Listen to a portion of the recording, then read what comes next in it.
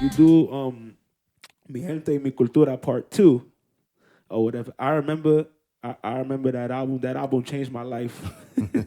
That album changed my life. Yeah, because I was going through I feel like, I was going through a very rough time. Like, and then people gonna be like, yo, that came out in '04. How you going through a rough time at 11 years old?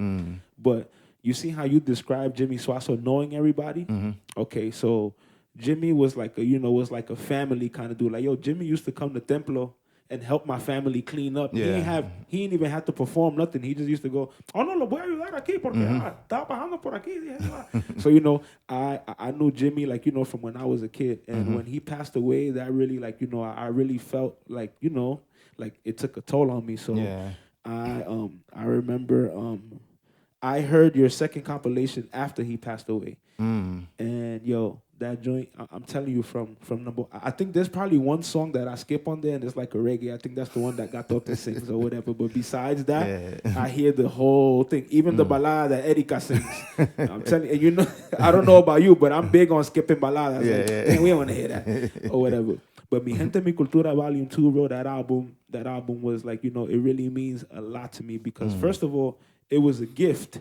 Okay. Yeah, it was a gift. What you call it? Piche, who was the drummer for Amistad Garifuna. Yeah, what you call it? He used to call me player. He was like, yo, player, here, man, listen to this, man. So he gave it to me, and I'm just like, yo, Linky by a Tree. Is this like a solo album? I didn't know what it was. Or whatever. So I put it on, and it's just like, yo, ever since then, I have a special connection with that album. That's why I was glad when I saw it online again or whatever. But how was that process? Was it easier to do a part 2 than the part 1?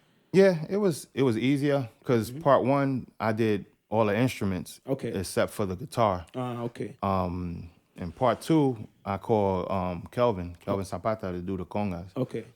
So it was easier. So all I had to do was do the arrangements and then call this one, that one, and to do either guitar or congas or garao. Okay. So it was way easier, And being that people heard the first one, a lot of other artists now wanted to be on the second one. So maybe you probably hear a few new artists on the second one than that was on the first one. Yeah, exactly. And you know what I thought too? I'm like, yo, whoever got 2 songs on the second compilation, y'all was exclusive. Like, like I think Puni has 2, Guifity has 2, or whatever. Yeah, or whatever. Yo, the Guifity songs were great, by the way, or whatever. Appreciate it. Yeah, man. Yo, and speaking of Guifity, right? I remember I had an album of his, right? I don't understand Garifuna at all, but I seen a title of one of his songs, and it was your name, bro. I don't know if that was a diss track or an agradecimiento track. Like I think that was like a Jay-Z versus Nas right there.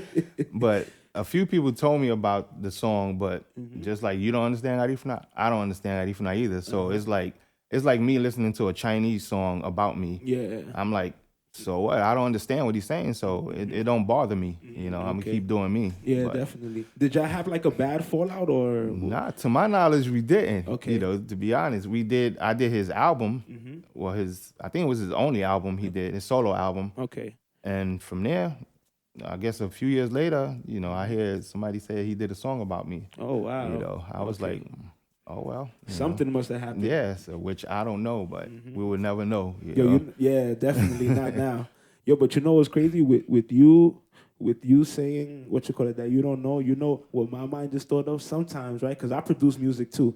So when you're producing something for someone, I don't know, but artists that don't understand what it's like to be in the studio and getting it done, they think that the same day they come record is the same day you have the song done and you sending it to them or whatever. So I'm just like, yo, since you don't know, was it that Guifity?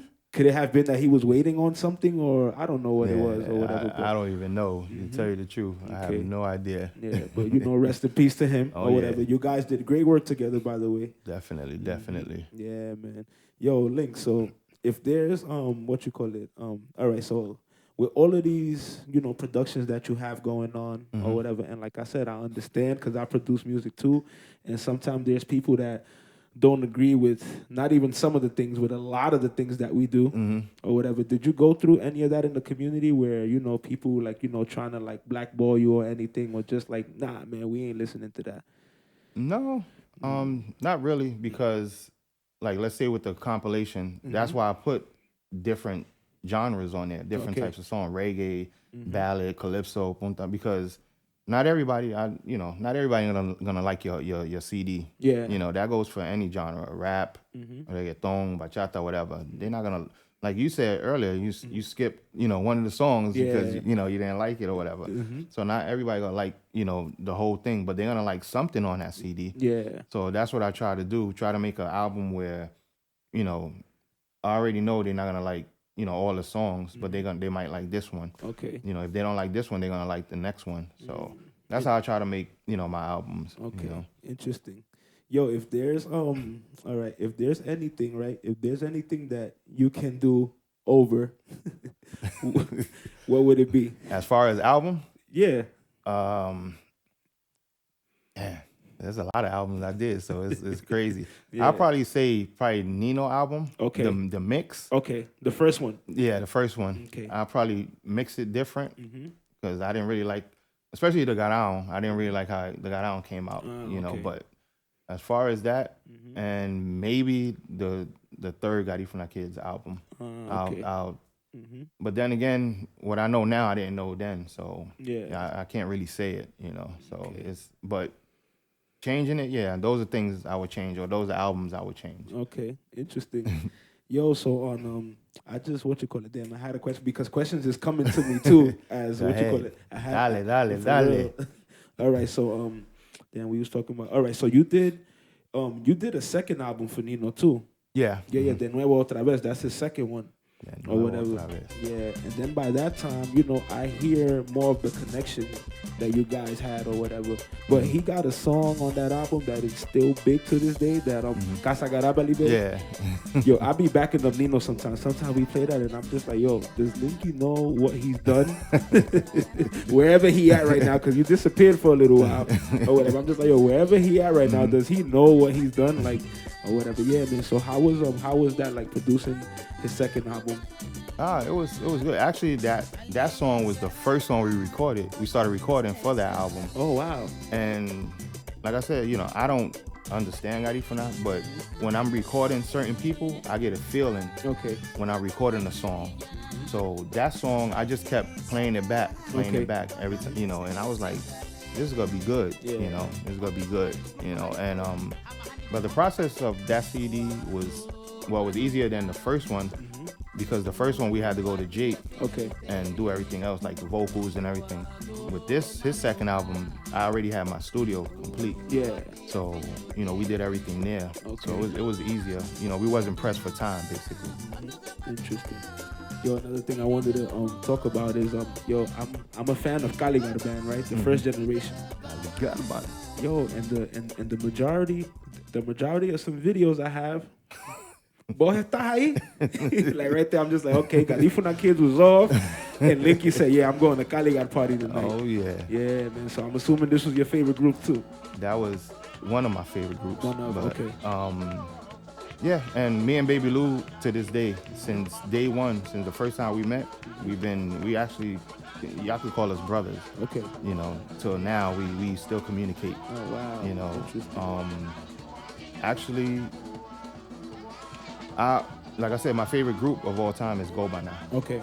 So I remember Pulga used to be with Go By Now. Yeah.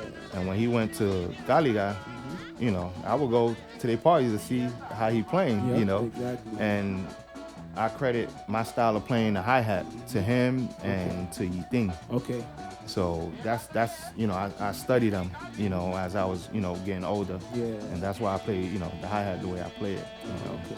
But yeah, you see me in a whole bunch of the Kaligar videos because I'm just there observing. I would go to other groups and watch them too, but Kaligar, they had that more of a Garifuna rhythm, with Pulga and Tatu on the congas.